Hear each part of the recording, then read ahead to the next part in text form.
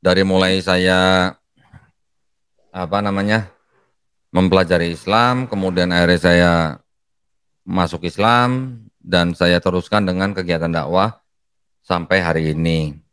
Nah, juga setelah saya masuk Islam juga saya baru tahu ternyata setiap bayi yang lahir tuh fitrahnya Muslim gitu. Dia menjadi Yahudi, dia menjadi Nasrani, dia menjadi Majusi itu karena orang tuanya. Jadi kalau Betul. dia masuk Islam, itu artinya dia bukan pindah agama, sebenarnya dia kembali ke Islam.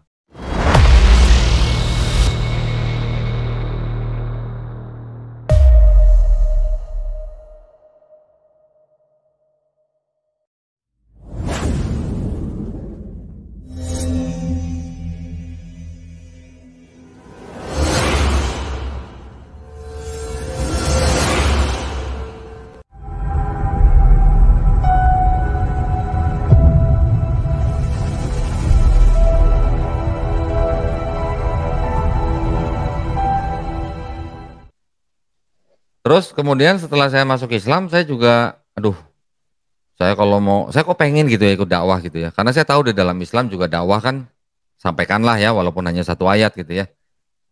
Tapi kalau saya mau ikut dakwah, ya walaupun saya kontraktor boleh dong dakwah dong ya.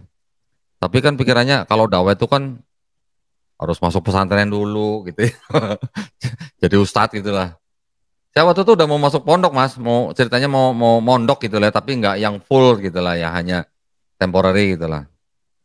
Qadarullah saya waktu itu pas mau mondok malah nggak jadi sama seorang teman saya dikenalkan dengan seorang Habib mas, seorang Habib Masya Allah. yang mana dia seorang Arab asli ya, orang Arab asli loh, kedua orang tuanya masih orang Arab loh, tapi mereka sudah mungkin Iya. cukup lama tinggal di Indonesia. Dia menikah dengan seorang wanita keturunan Tionghoa, yang mana wanita itu seorang ustazah. Saya nggak tahu namanya, saya lupa saya namanya. Dan ustazah itu sering ceramah di TVRI mas, zaman dulu mas. Saya nggak tahu namanya sayangnya. Nah setelah istrinya meninggal, Habib ini tinggal di sebuah desa kecil di Pelabuhan Ratu, ya Pelabuhan Ratu di Sukabumi ya mas ya. Qadarullah saya ditemukan dengan beliau. Saya banyak belajar mengenai Islam gitu ya dari beliau. Bukan belajar Quran baca gitu enggak ya. Paling kalau masalah Quran dia membetulkan bacaan saya. Tapi bukan belajar Iqra gitu. Tapi saya banyak belajar Islam dari dia tuh filsafatnya, ya filsafat Islamnya, ya akidahnya gitulah ya. Dan juga Iya.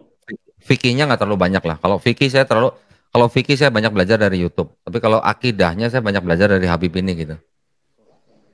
Jadi saya kalau ke tempat dia, misalnya datang hari Sabtu siang gitu. Jadi kerjanya cuma makan, ngobrol, sholat, makan, ngobrol, sholat sampai pagi tuh mas. Sampai besok harinya tuh mas begitu tuh. Sampai saya pulang gitu. Kerjanya cuma begitu aja jadinya. Ya kadang-kadang aja Sampai kalau sekarang misalnya ya. bisa, kadang-kadang kalau misalnya bisa 2 malam saya jalan-jalan misalnya lah sama beliau gitu. eh Beliau sudah almarhum beberapa bulan yang lalu ya. Saya sangat merasa kehilangan karena selama saya kenal beliau, eh cuman saya yang boleh nginep di rumah beliau gitu.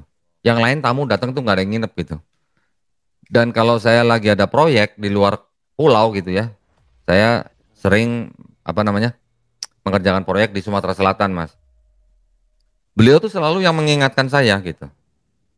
Masya Allah. Jadi, jadi kalau saya juga kadang-kadang kalau misalnya lagi sholat gitu ya, tiba-tiba saya teringat beliau, saya yakin nih, saya lagi kangen beliau, beliau juga lagi kangen saya. Bener. Nanti begitu ketemu dia pasti ngomong, waduh saya tuh inget Pak Dondi terus gitu segala macam. Masya Allah. Jadi saya seperti menemukan sosok orang tua yang baru gitu ya buat saya ya. Masya Allah. Jadi Islam yang saya lihat yang sebelum-sebelumnya itu sangat jauh gitu loh. Dengan Islam yang saya lihat dari seorang Habib itu gitu loh. Nah maka dari situ saya juga menjadi memandang Islam ini, ya ini memang agamanya manusia gitu ya kalau begini ya. Karena Di dalam Islam itu ternyata tidak hanya melulu ngomongin masalah hubungan kita dengan Sang Pencipta gitu loh Mas. Tetapi Iya, juga yang penting adalah habluminanasnya gitu loh. Jangan ngomongin habluminallah deh kalau habluminanasnya belum bener gitu lah istilahnya. betul. Kira-kira gitu lah Mas ya. Iya, Bahkan kalau kita pelajarin hadis-hadis lagi ya yang berhubungan dengan hubungan kita di dalam masyarakat itu Masya Allah juga itu dahsyat gitu kalau menurut saya. Kalau Solo dulu saya sering belajar di dalam gereja gitu ya, kasihilah musuhmu, kalau ditampar pipi kanan berilah pipi kiri gitulah ya. Jangan membalas kejahatan dengan kejahatan gitu. Oke, mungkin kita dengarnya bagus ya Mas ya. Dengarnya bagus. Tetapi ternyata setelah dipikir-pikir lagi tidak bisa diterapkan dalam kehidupan bermasyarakat gitu Mas. Kalau memang ajaran itu bagus, tentunya harusnya ada di dalam pengadilan kan ya maksudnya. betul. Tetapi apa namanya? Penjajah Belanda yang membawa hukum itu ke Indonesia, itu tidak ada memasukkan hukum kasihlah musuhmu, kalau kamu ditampar pipi kanan kasih pipi kiri misalnya. Nggak ada kan Mas ya? Nggak Di ada. dalam Islam, nah di dalam Islam kita mengenal, kita boleh membalas yang setimpal gitu Mas. Betul kan? Betul, betul. Tetapi apa? Memaafkan lebih baik. Gitu. Bedanya di situ. Gitu. Jadi artinya kita sebagai orang Islam hidup harus saling sama, harus tetap berkasih sayang.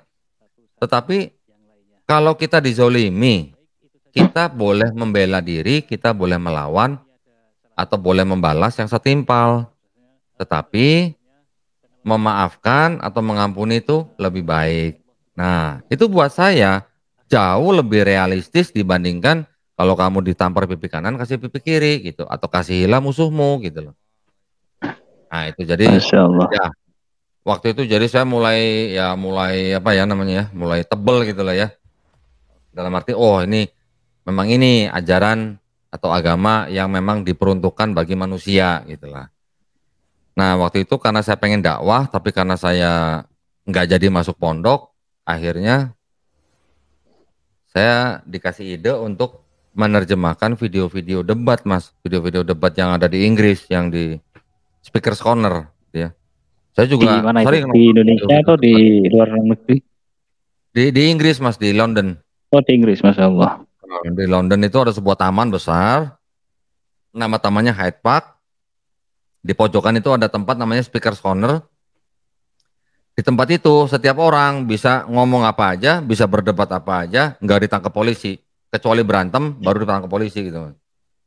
Nah, selama puluhan tahun tempat itu dipakai untuk orang berdakwah, baik dari Islam maupun dari pihak Kristen gitu Mas. Mereka berdiri di atas kursi gitu ya teriak-teriak gitu kayak orang khotbah gitu. Kayak orang jualan obat tapi sebenarnya mereka khotbah gitu. Baik yang dari Islam maupun yang dari Kristen. Nah, akhirnya kan banyak mereka yang akhirnya jadi berdebat di situ. Saya waktu belakangan, waktu baru-baru bersyahadat itu, saya banyak menonton video-video itu dan itu sangat sangat bagus kalau menurut saya ya. Mereka mau ngomong sekencang apapun nggak ada yang marah gitu.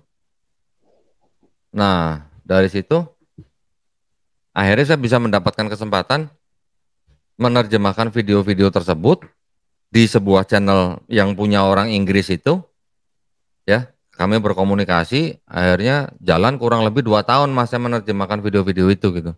Tapi ini Ada posisi kurang sudah lebih Muslim ya? sudah. Kira-kira 3-4 tahun lah setelah saya bersyahadat lah. Iya, iya. Ya.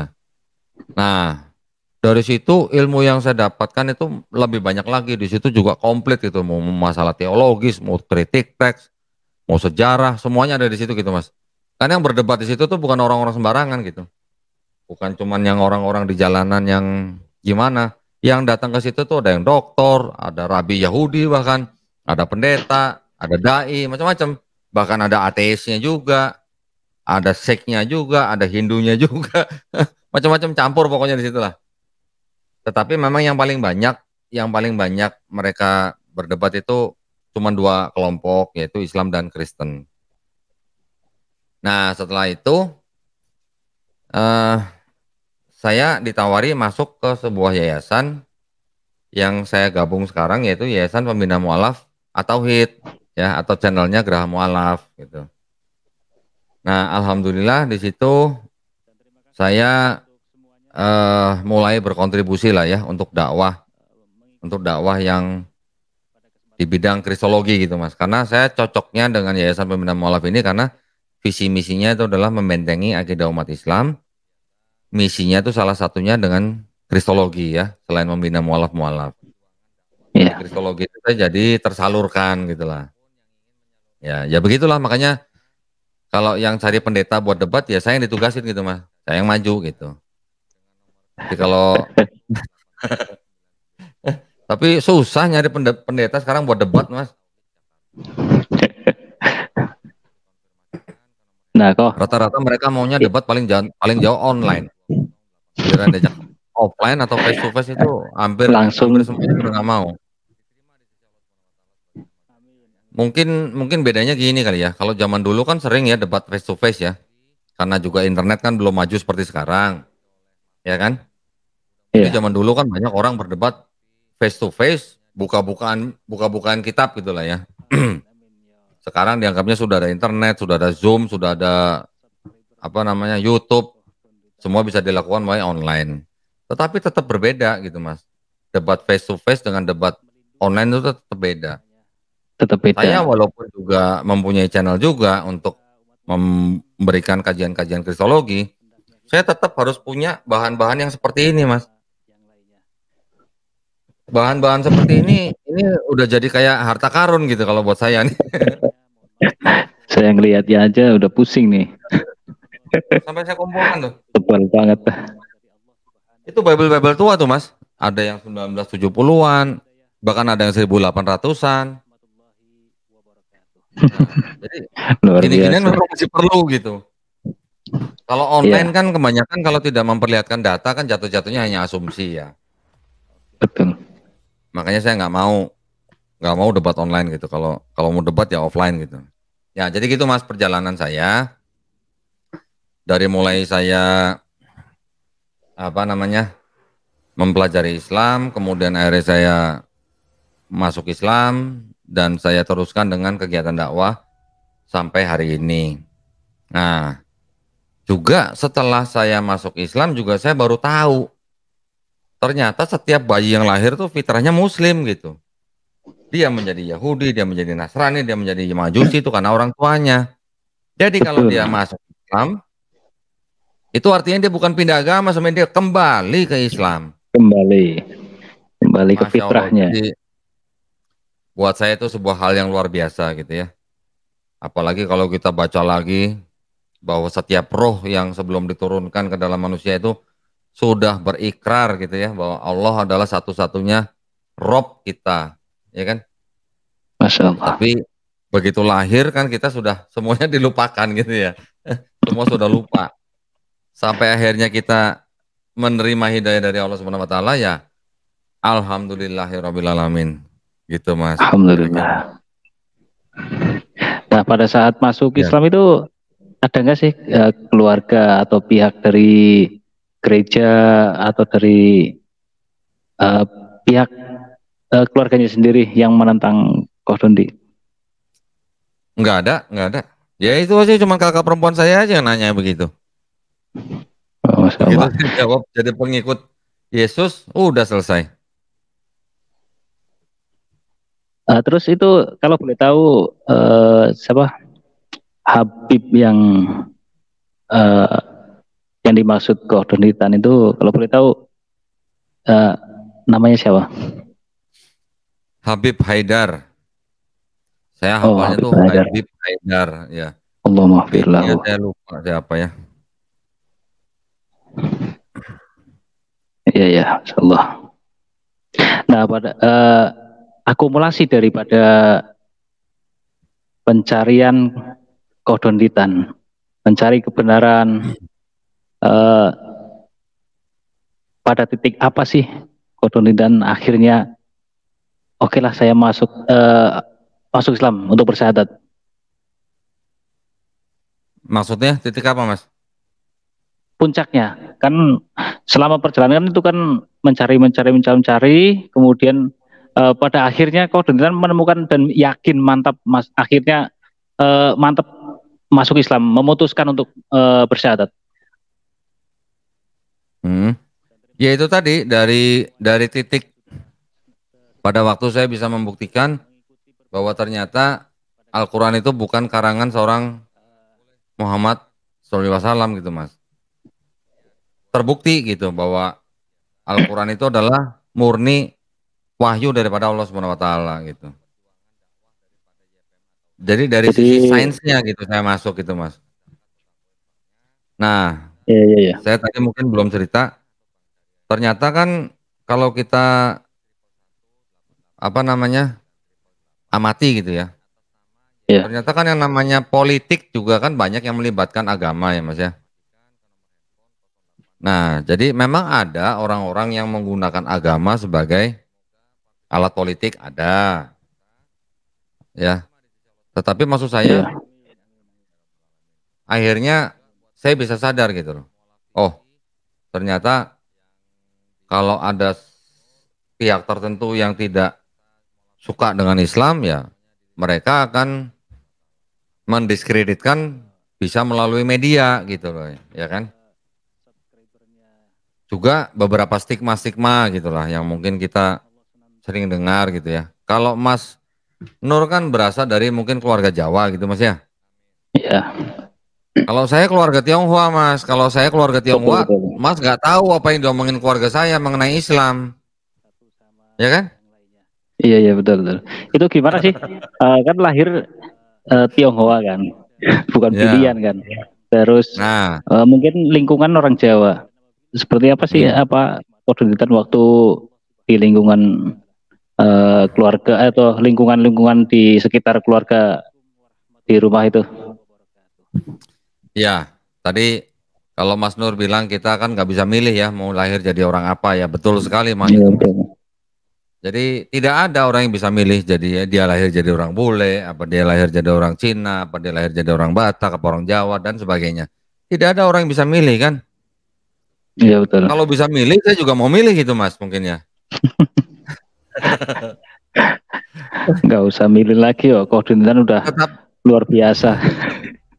iya, tetapi maksud saya begini, dengan keadaan kita, apapun yang kita jalani Mas ya, dengan ras kita, dengan etnis kita, dan alhamdulillahnya dengan Islam kita tidak punya pilihan lain selain bersyukur kepada Allah Subhanahu wa taala. Insya Allah. Selain bersyukur, juga kita harus tetap menjaga iman kita gitu Mas. Iya. Karena apa? Setiap keadaan kita nih Mas nih, mau sehat, mau sakit, mau kaya, mau miskin, ternyata semua itu adalah ujian gitu loh.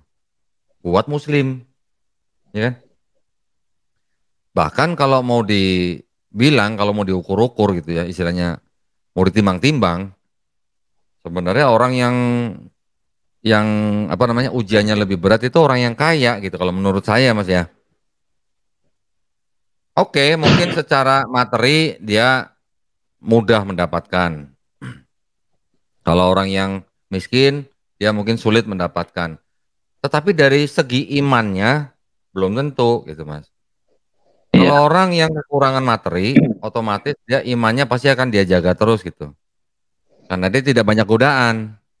Tetapi kalau orang yang kaya, dia pasti harus menghadapi godaan-godaan tertentu gitu Mas ya. Iya. Kekayaan dia atau harta dia itu maksudnya dipakai di jalan Allah atau enggak gitu. Iya kan? Kalau dia Iya. salah-salah langkah sedikit, dia tidak melakukan atau menghabiskan hartanya di jalan Allah, itu yang harus dia pertanggungjawabkan gitu loh Mas. Makanya maksud saya Nah itu. begitu. Iya Orang iya. yang kaya itu ujiannya lebih berat daripada orang yang miskin di dalam hal iman gitu Mas. Begitu juga dengan orang yang kita sehat, orang yang sakit misalnya. Kalau orang sakit ya kita paham kalau di dalam Islam kalau orang sakit itu artinya dosanya sedang dibersihkan gitu Mas ya. Tetapi kita yang sehat ini selain kita juga beribadah dalam arti selain sholat, selain ibadah agama yang lain juga bekerja pun kita juga beribadah kan Mas ya. kita menafkahi keluarga kita juga itu kan juga dalam rangka ibadah gitu kan. Ibadah. Kita memahami semua kegiatan kita di dalam dunia ini semuanya adalah ibadah. Tapi maksud saya, kalau kita sehat, terus ibadah kita nggak sesuai dengan yang sudah disyariatkan, apa nggak lebih berat itu tentang tanggung jawabnya gitu, maksud saya. Ya, Nah kok jadi kan kalau semuanya itu saya kan adalah ujian gitu, Mas. betul betul. Iya. Kalau saya kan lahir dari lahir itu saya udah Islam ya. Saya juga, Khusus. Mas. Oh gitu. Saya juga, teman kan saya dijadikan Kristen sama orang tua saya. Iya, maksud saya Kodonitan dari lahir sudah istilahnya dari orang tuanya dijadikan seorang Nasrani. Eh, Kalau saya kan dari lahir Islam. Eh, Kalau saya sendiri mengucapkan syahadat itu kan memang sudah biasa, bahkan dari azan pun ada kalimat syahadat. Nah, pada saat Kodonitan bersyahadat, mengucapkan dua kalimat syahadat itu, apa sih yang Kodonitan rasakan? Plong, Mas. Plong ya? Rasanya plong. Bisa digambarkan seperti apa atau Plongnya gini maksudnya, Mas, plongnya. Plongnya tuh gini rasanya. Saya akhirnya bisa berurusan langsung dengan yang menciptakan saya gitu. Saya tidak perlu menyembah manusia gitu. Itu saya plongnya iya, di iya. situ. Jadi memang pada saat bersyahadat sudah mantap banget ya, sudah mantap. Jadi setelah bersyahadat nggak ada memang setelah itu jadi ragu gitu nggak ada ya. Gini, Mas, dulu waktu saya masih Kristen, itu kalau kita berdoa ya, itu selalu diakhiri dengan kalimat seperti ini. Di dalam nama Yesus kami berdoa gitu, atau di dalam nama Yesus saya berdoa gitu.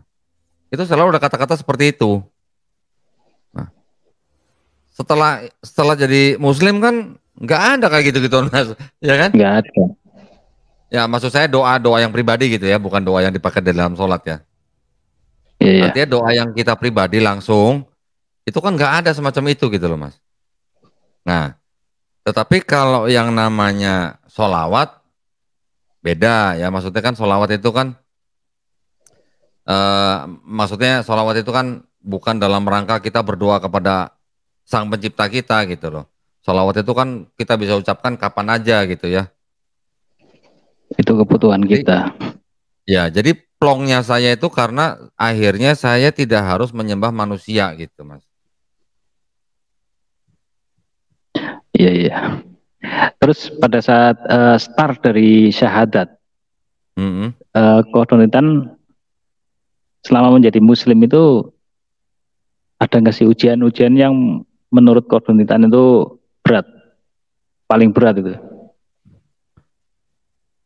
Maksudnya ujian dalam Ujian bentuk apa? hidup.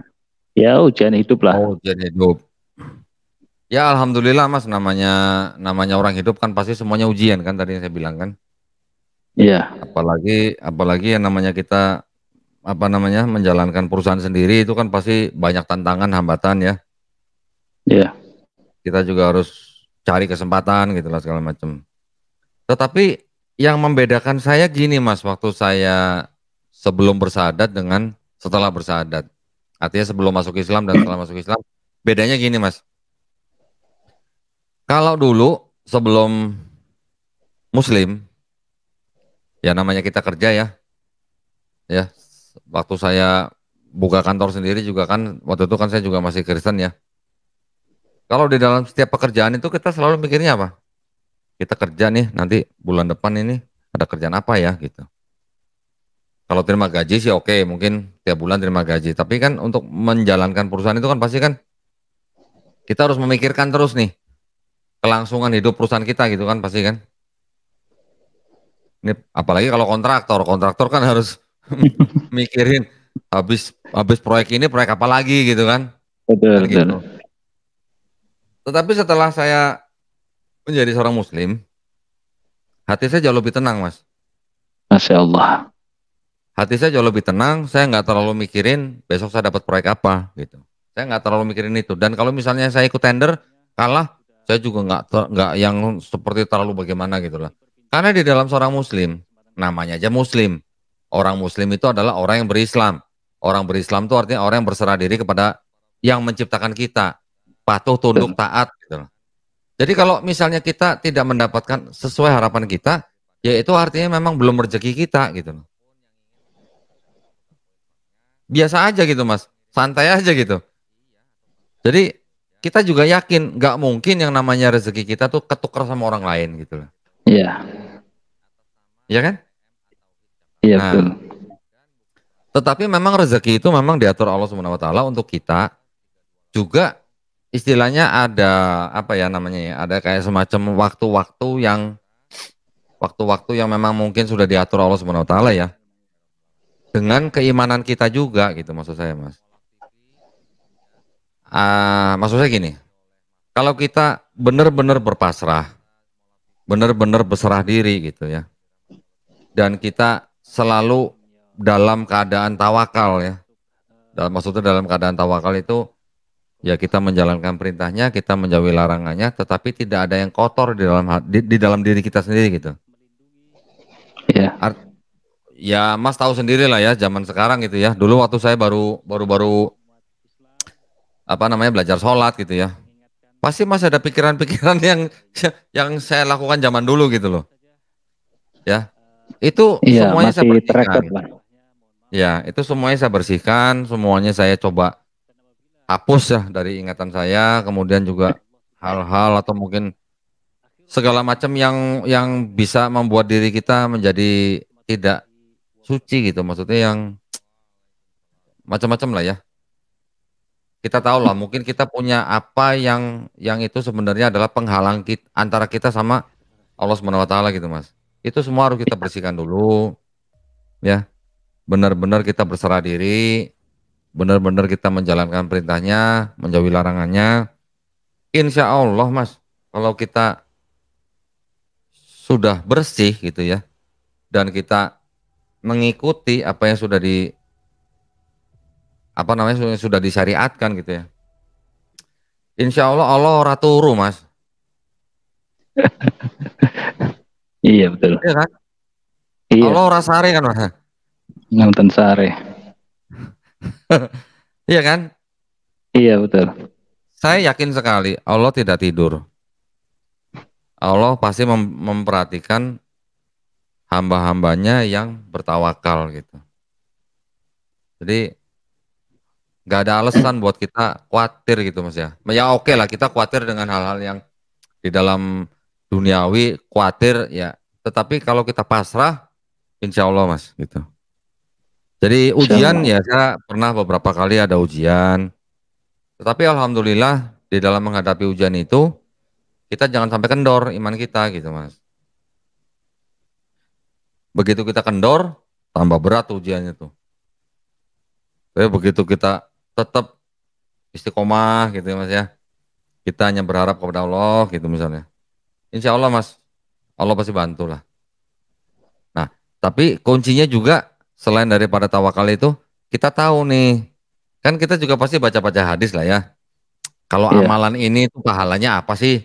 Kalau amalan ini pahalanya apa gitu. Ya itu yang kita harus sering juga baca, kita ingat, kita lakukan gitu misalnya. Insya Allah Mas itu sangat membantu di dalam kita menghadapi ujian gitu Mas. Masya Allah. Kita langsung geser ke apa berikutnya tentang Koduntintan setelah masuk Islam itu. Hmm. Eh, kan sekarang aktivitasnya kan eh, dakwah lah, baik melalui YouTube, Iya, pokoknya medsos, kemudian offline juga kayak kemarin dakwah apa debat akbar gitu ya. iya. Ada nggak sih rintangan-rintangan Kodunitan selama berdakwah, eh, baik internal maupun eksternal? Internal yang dimaksud itu dari orang Muslim sendiri, dan eksternal dari non-Muslim. Tafadhol. Iya Mas, setiap di yayasan itu pasti ada lah ya, pasti ada seleksi alam gitu Mas, maksud saya. Iya, Jadi kita pada waktu bergabung dengan sebuah yayasan sosial, apalagi yayasan keagamaan, yang harus kita cek terlebih dahulu itu adalah motivasi kita gitu Mas. Yayasan itu kan hidupnya kan dari donatur kan. iya, iya, Nah, saya awalnya pada waktu masuk yayasan juga sebagai donatur. Tetapi pada waktu saya terjun langsung, artinya saya juga menjadi pengurus, saya harus melihat motivasi saya apa nih Mas nih. Nah, setiap manusia yang bergabung di dalam yayasan itu kan motivasinya beda-beda, ya kan? iya, Pasti adalah ya mungkin ada beberapa orang yang motivasinya ingin mendapatkan beberapa keuntungan pribadi, mungkin pasti adalah di setiap yayasan lah ya. Nah, insya Allah kalau kita bisa jaga motivasi itu, insya Allah kita akan mendapatkan sebuah jalan yang ya artinya yang mulus gitulah Mas lah. Ada beberapa kali saya mendapati teman-teman di dalam yayasannya mungkin motivasinya tidak sama dengan saya ya, ya akhirnya ya apa namanya tidak bersatu gitu Mas. Itu kalau dari internal gitu ya. Juga kita juga di dalam yayasan juga harus bisa benar-benar yang namanya apa ya, amanah ya Mas ya. Kuncinya itu amanah kalau yayasan itu ya. Kita mungkin dengar lah ya kemarin ada kasus kayak ACT gitu ya. Pedih dengarnya. iya, iya. Betul, betul. Padahal saya Padahal juga udah besar dulu itu. donatur ACT Mas. Wah, dengar Yayasan begitu besar itu. sedih gitu ya. Menurunkan kepercayaan donatur gitu kan. Betul. Nah, apalagi sekarang saya bergabung di yayasan ini kan juga pasti ada ya orang juga pasti kan dengar yayasan ACT begitu kan pasti mungkin berpikir dua kali kalau mau kasih donasi gitu ya. Makanya di yayasan kita Mas, setiap orang yang punya channel YouTube itu kita tidak boleh apa namanya menampilkan nomor rekening pribadi. Nomor rekening Iya, pasti nomor rekening yayasan gitu ya. Kalau yang sudah menampilkan nomor rekening pribadi, biasanya dia sudah tidak terafiliasi dengan yayasan gitu Mas. Nah, iya, dan saya kebetulan alhamdulillah waktu awal saya diangkat sebagai ketua Litbang ya di Yayasan Pembina Mualafat Tauhid ini, saya membawa apa dibantu oleh beberapa teman termasuk Ibu Etika Nur ya yang pernah belajar langsung dari Nabi Tofia Singer itu. Ada kira-kira 4 orang waktu itulah yang bantu saya. Alhamdulillah saya juga menjadi bendahara Mas. Karena background pendidikan saya adalah accounting, jadi saya juga berkontribusi lebih dengan masalah keuangan di dalam yayasan. Jadi kita yang namanya yayasan kan itu kan kuncinya cuma amanah Mas ya. Jadi kalau namanya yayasan itu kalau nggak bisa bikin laporan keuangan yang diaudit, nah udah itu patut itu. dipertanyakan gitu. Iya, Patut dipertanyakan. Apalagi yayasan yang menerima bantuan atau donasi yang melebihi 500 juta dalam 1 tahun atau yang mempunyai aset 20 miliar gitu. Itu sudah pasti harus bikin laporan keuangan dan diaudit oleh akuntan publik gitu Mas. Nah, jadi saya mendorong yayasan ini tahun-tahun lalu, dari tahun lalu maksud saya, untuk diaudit oleh akuntan publik gitu. Alhamdulillah dari 2019 2019 20 21 sudah diaudit semua Yayasan Pembina Mualafat Tauhid gitu Mas. Jadi kita berusaha menjadi yayasan yang amanah gitu Mas. Masya Allah. Ya. Kalau yayasan Geraha Mualaf ya yang Gordon dan kelola ini, itu seperti apa sih? Apa Geraha Mualaf khusus? itu nama channelnya Mas. Oh, nama channel. Ya, Siap-siap. kalau nama yayasannya Yayasan Pembina Mualaf at Tauhid atau singkatannya YPMA gitu. Kalau yang Insyaallah. dilakukan di dalam channel Geraha Mualaf itu ya gini, saya mungkin bisa ceritakan sedikit ya. Siap siap, monggo. Dulu-dulu waktu saya sebelum masuk itu di channel Geraha Mualaf itu disediakan arena gitulah, arena untuk orang berdebat gitu ya. Kebanyakan dari Islam dan Kristen, yang mana ada moderatornya gitu, ada aturannya gitu. Nah, waktu saya masuk, saya membawa sedikit ide-ide gitu ya. Ide-ide itu aturan-aturan yang seadil mungkin dan juga seilmiah mungkin gitu. Jadi janganlah kita berdebat hanya berdasarkan asumsi gitu ya, atau hanya Debat kusir berdasarkan lah istilahnya, tanpa data. ya, atau debat kusir gitulah. Jadi saya apa namanya menganjurkan atau menyarankan kita kalau debat itu harus ilmiah, ada bukunya, ada datanya, ada dalilnya gitu mas ya. Nah akhirnya beberapa waktu setelah saya masuk dan dibentuk tim Litbang, teman-teman Muslim yang di channel Geraha Mualaf yang berdebat itu, alhamdulillah jadi makin ilmiah gitu mas debatnya. Gara-gara itu sekarang jadi malah nggak ada debat karena orang Kristen pada nggak mau masuk. Masya Gimana Ustaz? Allah. Itu takut atau gimana itu? Ya mungkin mereka merasa atau gimana merasa dikulitin atau gimana saya nggak tahu. Jadi akhirnya lama-lama debat itu akhirnya hilang di channel Geraha Mualaf karena teman-teman kita yang dari Kristen mungkin nggak bawa data, nggak bawa dalil, nggak bawa dokumen gitu. Jadi ya isinya cuma asumsi-asumsi aja. Itu kan buat kita juga kurang Iya, kurang akademis ya Mas ya. betul. Kayak kemarin di Hmm. mana debat akbar di Jogja ya. Ya, Saya rasa juga lawan debatnya ini kurang data kalau kalau menurut saya, bukan kurang data Mas, nggak punya data. nggak punya data. Saya kemarin waktu debat ke Jogja tuh saya bawa buku tuh sekontainer besar loh. Yang yang bisa diisi 150 liter loh ukurannya. Bukunya itu yang saya bawa. Jangan-jangan sak kontainer juga di bawah ini. Tapi gini Mas, tapi gini, kita nih di dalam debat kayak seperti kemarin di Jogja, itu sebenarnya kita bukan bukan ya yang jelas kita tidak mencari musuh ya. Kita Dialog lah, kan dialog. berdebat itu dengan cara yang paling baik kan Mas ya.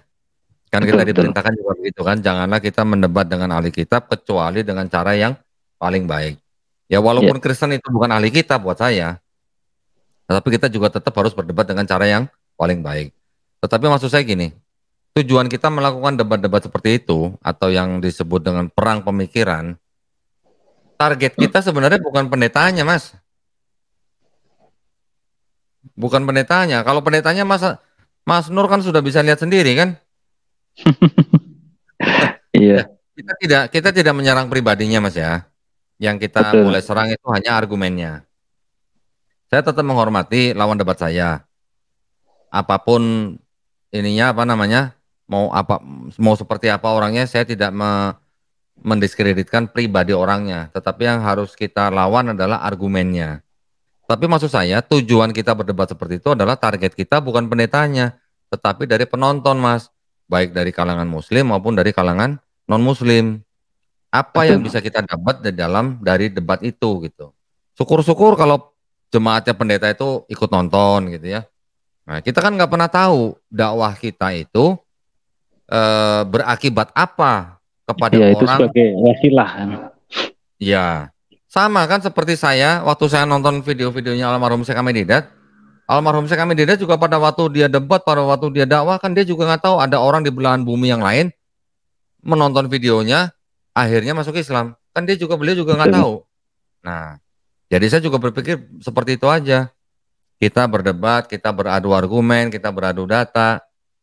Ya, kita tidak pernah tahu ada orang yang bisa mendapatkan hidayah gara-gara kegiatan kita atau dakwah kita gitu Mas. Alhamdulillah pada hari Selasa sore setelah saya selesai debat, saya bertolak langsung pulang ke Jakarta. Saya dihubungi oleh Mualaf Center Yogyakarta. Ada seorang pemuda berusia 26 tahun yang bersahadat pada hari itu setelah dia menonton debat gitu Mas. Masya Allah, Masya Allah, luar Kan? biasa. Ya, maksud saya gitu loh. Itu baru satu orang yang kita tahu. Orang yang lain Betul, kita nggak tahu, ya kan? betul, betul. Nah, jadi ya ya kalau misalnya mohon maaf kalau para penonton kemarin mungkin kecewa gitu ya dengan lawan debat saya, mohon maaf gitu ya. Karena saking sulitnya nyari pendeta yang mau diajak debat offline. Jadi itu ya kita kemarin ya apa adanya begitu ya. Tapi alhamdulillah ada aja yang bersyahadat gara-gara itu gitu.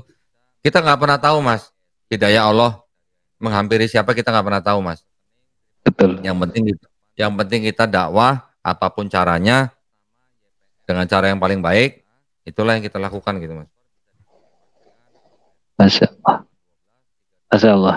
Saya ingin tahu nih kok. Kan saya juga kadang sering nonton istilahnya debat ya. Kalau saya baca sih dialog lah, dialog di YouTube gitu. Ada seorang pendeta, Hmm. mungkin saya nggak nyebut namanya, tapi mungkin IS lah. Itu saat debat bahwa orang yang percaya dengan Yesus itu di jiwanya itu ada Roh Kudus. Nah, orang yang di dalam jiwanya sudah masuk Roh Kudusnya itu minum racun tidak mati gitu. Saya pengen tahu ada di Bibelnya itu memang seperti itu atau gimana itu? Sedangkan Ada ya pada yang saat mau minum racun ya? nah itu ada kemarin, tapi begitu ditantang suruh minum apa racun, malah jawabnya yang lain bahwa ayat tersebut adalah sisipan. saya jadi apa? Kok masih diyakini ya kok ada istilahnya kitab itu di dalamnya ada sisipan. Yang nyisipin itu siapa? Apa lebih apa istilahnya hebat daripada yang menciptakan? Tafadhol. Ya, jadi gini.